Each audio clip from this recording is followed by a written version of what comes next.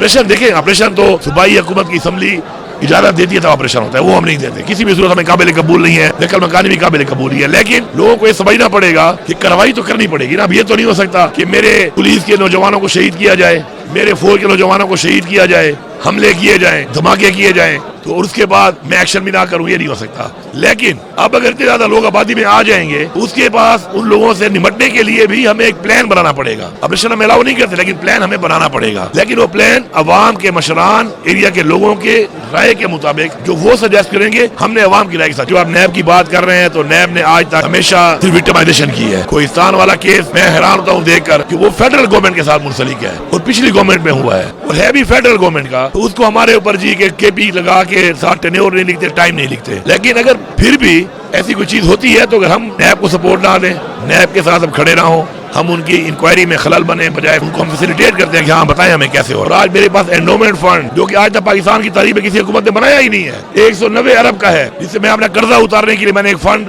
Account बनाया है। तो 190 अरब का एंडोमेंट फंड बनाने वाला सूबा करप्शन कर रहा है और जो कर्जों में डूबे हुए तबाहियां मचा के बैठे हुए हैं वो बड़ा अच्छा काम कर रहे हैं। तो ठीक है, मीडिया कहता है तो बात ठीक है, लेकिन फिगर्स पे और फैक्ट्स पे असल हकीकत ये है कि मेरा सूबा इस वक्त कारकर्दगी के लिहाज से मैं चैलेंज करता हूँ कि बेहतरीन काम कर रहा है, ट्रांसपेरेंसी के लिहाज से सिस्टम को डिजिटाइज कर रहे हैं, मजीद बेहतर कर रहे हैं। और इंशाल्लाह आप देखेंगे कि इस साल ये अकाउंट हम लेके जाएंगे 300 अरब पे। इतना पैसा मैंने रेवेन्यू मैंने जनरेट करके बढ़ाया, बाकी सारे डेफिसिट में गए हुए हैं। तो अगर मेरे पे उंगलियां उठा के कह रहे हैं कि मैं करप्शन कर रहा हूँ टारगेट अचीव करने के बाद, तो बाकी क्या कर रहे हैं? ये चैनल्स के ऊपर किसी के कहने पर खामखा पे ह्यूमिलिएशन करने के लिए, बदनाम करने के लिए मफरूदों की बुनियाद पर जो चला देते हैं। तो मैं बिल्कुल यहाँ बैठा हूँ, मैं नैब से भी कहता हूँ, मैं फेडरल गवर्नमेंट से भी कहता हूँ, मैं बाकी गवर्नमेंट से भी कहता हूँ, हमारे साथ बैठ जाएं और हमारे साथ मुनाजरा कर लें इस बात के ऊपर। और अगर हमारे किसी सेक्टर में ऐसा काम हो रहा है तो मैं तो खुद उनको वेलकम करता हूँ कि आओ और हमें बताओ और मिलकर हम इसको खत्म करें। ये तो भी शुरुआत है, इन पे तो नहीं इनको कुछ कह रहे हैं, इनके पीछे तो हाथ है ना फिलहाल। और जब ये हाथ नहीं होगा तो जो घांचे निकलेंगे ना वो आपके सामने आ जाएंगे। हम तो